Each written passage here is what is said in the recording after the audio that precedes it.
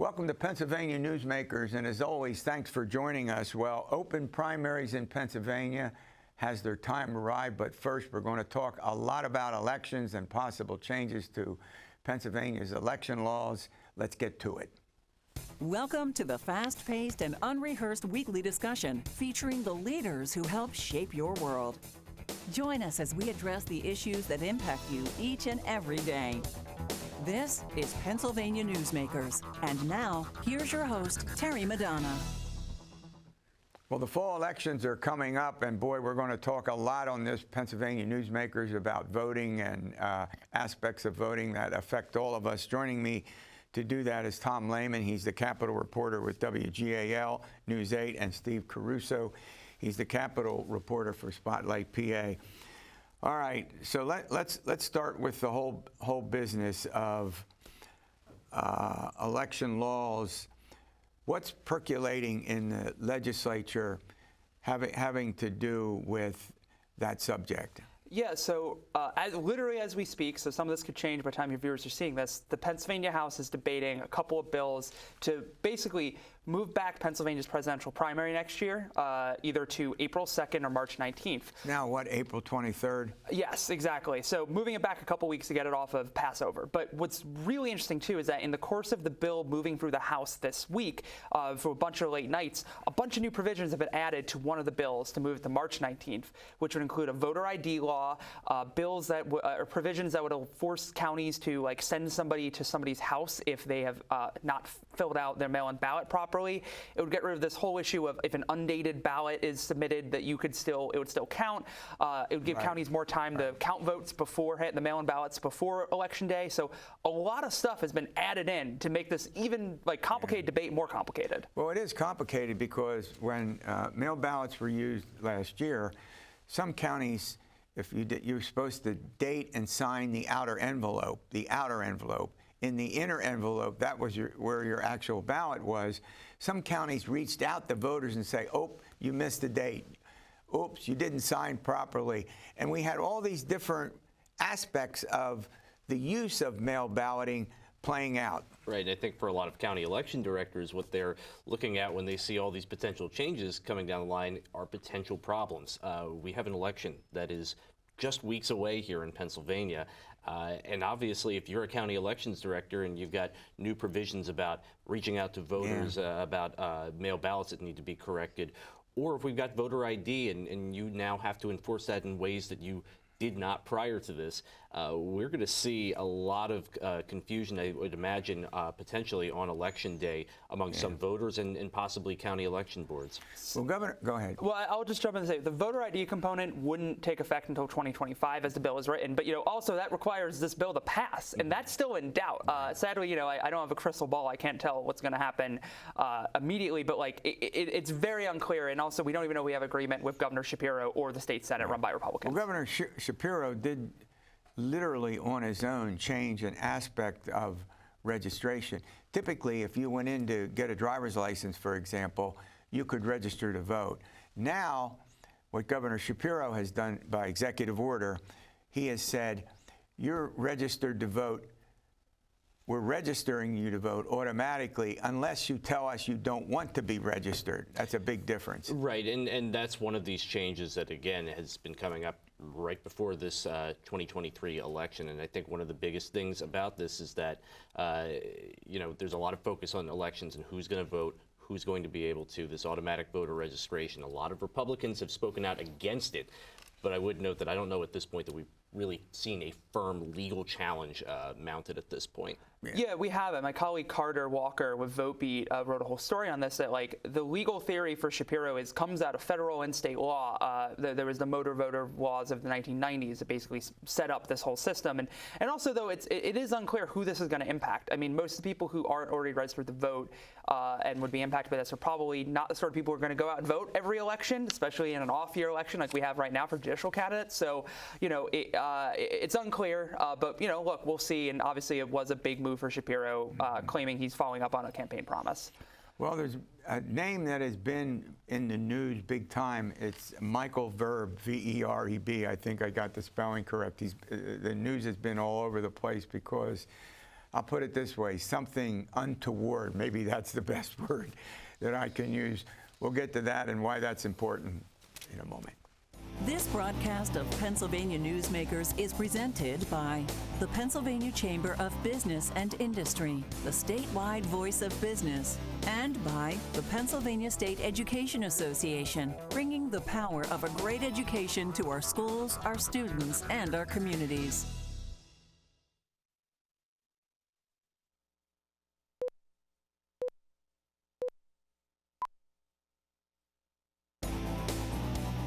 This broadcast of Pennsylvania Newsmakers is brought to you by the Pennsylvania Highway Information Association, the go-to source to learn about transportation projects and issues. Please visit pahighwayinfo.org. And by the Pennsylvania Manufacturers Association. Business in Pennsylvania is our business. All right, the name Michael Verb has been in the news. Why has it been in the news? Earlier this year, as has been widely reported in a number of outlets, Verb was accused of sexual harassment by a former employee. Michael Verb is the former legislative affairs director for Governor Josh Shapiro's administration, and sort of abruptly resigned last week and left the administration.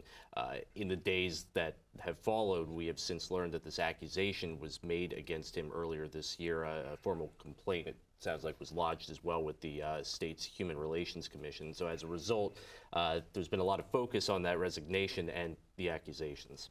And it's worth noting, like, Verb is, he's a top aide for Shapiro. He's kind of been by Shapiro's side for a couple years now. He was with him when he was Attorney General. His job is basically to shepherd Shapiro's legislative agenda through the General Assembly, being there to talk to lawmakers, work with them. So, it's a big resignation. There's a lot of questions about what the Shapiro administration knew. In fact, he did take a private meeting with Senate Democrats just yesterday to try and smooth things over, explain himself, and explain what happened. Look, these cases are obviously very sensitive, and trying to get details on are tough. But as of what we know right now, this complaint was filed, and he resigned, and we're kind of still waiting to figure out more of what's going to happen. But occasionally, these kind of incidences bring reactions in the state legislature in the form of passing bills. But there's nothing. Well, nothing yet. I mean, I think it's early in the sense of, it happened about, the accusation was, or the accusations and the resignation happened about a week ago, which is still crazy for me to think about. I feel like it's been a lot longer. So I do think there is some optimism in the building that maybe, for the umpteenth time, a scandal like this that involves, sexual harassment will lead to more action. There have been a couple of these before. It's not new. The General Assembly has taken some action. The House did adopt stricter rules on reporting of harassment earlier this year in their rules package. So I think we're just waiting to see, though, what will happen. The Senate Republicans, who have been really hammering the issue as well, they haven't said what concrete action they're going to take, but they have been holding Shapiro's feet to the fire. And I know that for at least one representative, Abby Major, who earlier this year publicly disclosed her own experience, her own accusations against a former state lawmaker who ended up resigning, but she said sexually harassed her.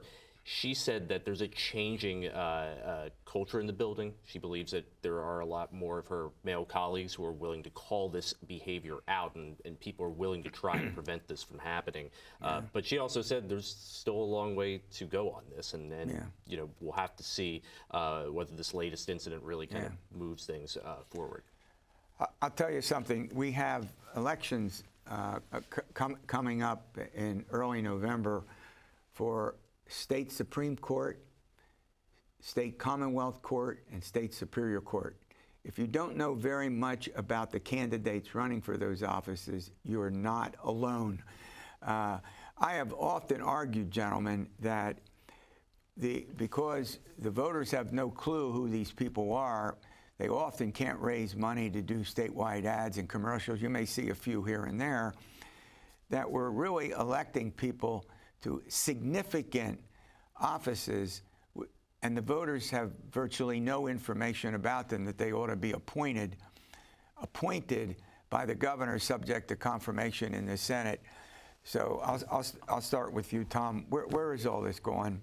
Well, I mean, I think especially with the Supreme Court, these are issues that get brought up to that level. I mean, I'll say this: each court has its various levels of importance. But I think when you look at what we saw with Commonwealth Court weighing in on a lot of things like the masking mandate during COVID, Right. some of the school issues that we've seen come up over the year, including the massive school lawsuit. Things that matter to people. And as a result, these elections are sort of flying under the radar for a lot of people. But we're talking about courts that have a big say not only on state agencies and what they are able to do, but ultimately some of the rights that we enjoy here in the Commonwealth. Well, Yeah. look, go ahead, finish. Well, yeah, I'd say, like, and you mentioned, Terry, that like in the past, I think these races weren't big money, but they're starting to get more expensive. I think Yeah. about $8 million or so has been spent on all of the races: Supreme Court, Commonwealth Court, Superior Court, and people are paying more attention to this. Money and interest are putting money in. School choice advocates, trial lawyers, labor unions, business groups, they all spend big, and they're spending more because of the power the state Supreme Court has to dictate policy on individual rights, on masking mandates, on COVID restrictions, on election policy, mail-in voting, Yeah. abortion rights. Like, there's a lot of big issues that go before them, and it's very important that voters pay attention. As always, thanks for coming on the program. All right, coming up, we have David Thornburgh. He has a big issue, open primaries. He'd like to change the closed primary law in the state of Pennsylvania. And I'll talk to David Thornburgh after these words.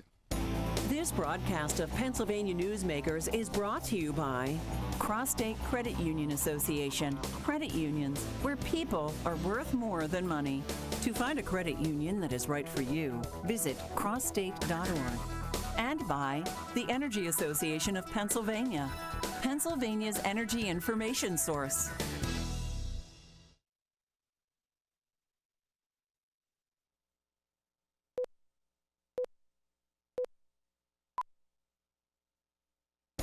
This broadcast of Pennsylvania Newsmakers is brought to you by the Association of Pennsylvania State College and University Faculties, representing the faculty and coaches who are devoted to providing quality public higher education for Pennsylvania's college students.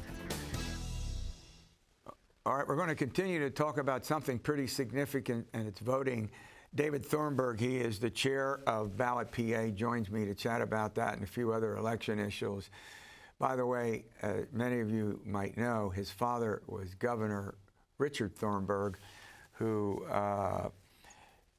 served 2 terms as governor of the state of Pennsylvania. All right, David, I have to start with the obvious topic, and that is we have closed primaries in this state, and that means more than 1 million voters cannot vote in primaries to pick candidates of of any other party. Right. And you have been leading the charge to change that for some time. So first of all, why do you think it's important to get rid of closed primaries and have open primaries? Sure. Well, thanks, Terry. And I'm going to quote a former Republican state chairman, Alan Novak, I'm sure you know. Yeah, sure. He said this is the right thing to do, and it's a smart thing to do. It's the right thing to do because, as you point out, we have over 1 million voters who help pay for elections, $50 million a year, who don't have a chance to literally go to the party. And that's wrong. That's taxation without representation. It's also the smart thing to do because I think there are a lot of us who are just fundamentally frustrated with the process these days. So much yelling and screaming, so much vitriol, so much red team, blue team. People are getting turned off. So that if we can broaden the base of the electorate with folks that are neither red team nor blue team, that's got to help calm things down and ultimately prepare more people to govern when they get to the Capitol or to the county courthouse or what have you. So again, it's the right thing to do and it's a smart thing to do. And more people favor it now than don't favor it, correct? Oh, overwhelming. 3/4 of all voters. We've polled this repeatedly, polled this statewide, not just polling independents, but polling Republican and Democratic primary voters, 75%. And there is no voter segment that opposes it. 69% of Trump Republicans favor it. So it has broad support. You know, we've lived with this since 1937. Yeah. And in the course of that time, I did the math the other day, over 40 million voters have been denied the right to vote in those critical elections. Now, historically, in the past, strong party leaders have opposed any change, the change that you're proposing, and they argued that we don't want people who are not in our party picking our nominees, which is what primary elections accomplish. Yeah, well, a couple responses. One, if you really want to just, hold on to this function yourself, then pay for it, or find some other way to nominate candidates. You don't have to use a primary. The second thing is those charges of skullduggery are way overblown. It just doesn't happen. And the other thing is this is actually good for parties. You know that you're a political scientist. You bring people into the mix. You face voters early. You get to know them. They get to know you. They're much more likely to be with you in a general election and maybe even join your party. So it's kind of a try before you buy for the political. Well, where does it all stand legislatively? Well, we're in the sausage. The big question is. That's right. We're in the sausage factory. I mean, this is the most concerted effort in Pennsylvania history to get this done. And by the way, we're one of only 7 states that locks out independents. So there are bipartisan bills in the Senate and in the House. And in the House, we're looking with some degree of confidence in the next couple of weeks that we'll have a vote out of committee, which then puts it on the floor and in play. And, there's a lot of talk about election code issues, and we'll hope to benefit from that tailwind and finally get this done. Yeah. Look, let's run to a break. I want to return to something I talked with the reporters about, and that is the primary election date in presidential elections.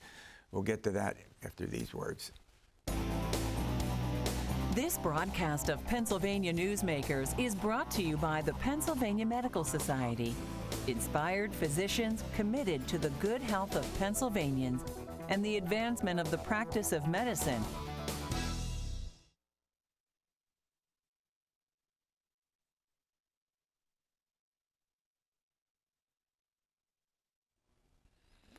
All right, my guest is David Thornburgh. He's the chairman of Ballot PA. We're talking about election issues, voting. All right, I talked to the journalists about changing the primary date in presidential elections. As I see it, here's the problem. We are a critical battleground state in presidential elections in the fall election. We were the most visited state by the presidential candidates 4 years ago. Yeah. But when it comes to helping the parties pick their electing delegates to the conventions, we are nowhere because our primary comes late in April. Yep. Yep. And so the fact of the matter is there's proposals to change the current date's April 23rd, that this next year falls over a Jewish holiday, yep. a Passover, so that's some encouragement to bring about sure. change. So what do you think about the date in general, and should we move it forward? I'll start with that question. Sure. Well, first of all, I'm convinced it's going to happen for the reason you just mentioned. This conflicts with Passover, which is the most important holiday for our Jewish friends and neighbors. Right. And by the way, just to draw the crosswalk, in recognizing, in moving the date to accommodate that religious holiday, we're recognizing that we don't want to force people to choose between their religious beliefs and their rights as citizens, which I would say is the same issue as we talked about with closed primaries. We shouldn't force people to choose between their political beliefs and their rights as citizens. That having been said, obviously the other reason is we want to be in the game to choose the nominees. I mean, it's for too long we sit by the sidelines and then, everybody rolls in after. And again, the irony is how important we are to actually elect the president, and we're irrelevant when it comes to nominating the candidate that's likely to become the president. That's right. And so this is a real live issue right now in the House and Senate. The Senate passed a bill with one date that's earlier than the House bill, which I think is going to pass with a different date, so they got to work stuff out. But yeah, and it is, we have to be sympathetic to our friends and neighbors that are election workers, because when you move it up, everything has to move up. You have to find polling places. You have to find poll workers. For candidates who need signatures to get on the ballot, there's a concern that we would be asking them to do that at the turn of the year and ice and snow and so forth and so on. So it's one of those like Rubik's Cube things where you change one thing and you got to change others. But having said that, because of the Jewish holiday and because we want to be in the presidential game, I'm convinced it's going to pass. But you bring up a good point. Depending, if it's too early, then election officials complain they have to begin their work too close to Christmas and New Year's, which causes some effects on them. Yeah. And that has to come into play. Yeah. But April 2nd doesn't seem to be too early. Right, although, you know, the irony, I mean, you watch politics more than most human beings, like, the irony seems to be there's really not going to be a primary to speak of in the Republican Party Right or the now, Democratic Party. right now.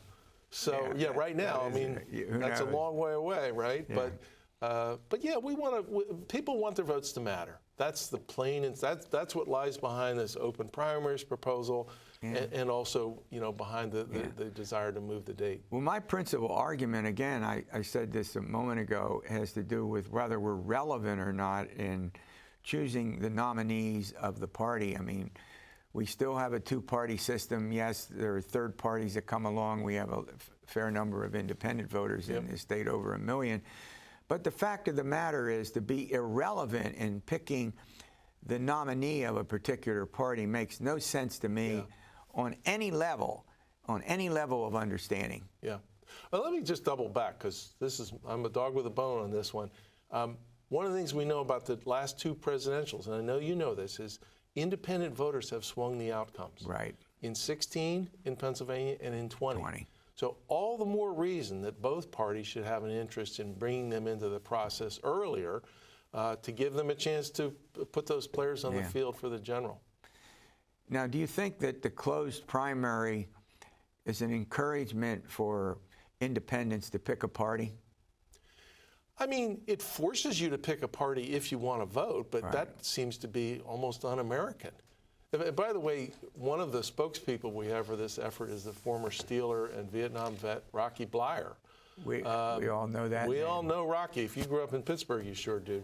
But, you know, half of veterans are independents. And the idea that we would be preventing veterans from voting after they've served our country is, Rocky says, is un-American. So that's the kind of focus we got to bring to this issue. And it looks like that's going to continue to be a big issue. Yep. And you're going to continue to do your work. I'm a dog with a bone. Yeah, so it's not going to end. Well, look, I want to thank you for coming on. All right, we'll see you next week for another edition of Pennsylvania Newsmakers. And as always, you stay well. And you stay here until it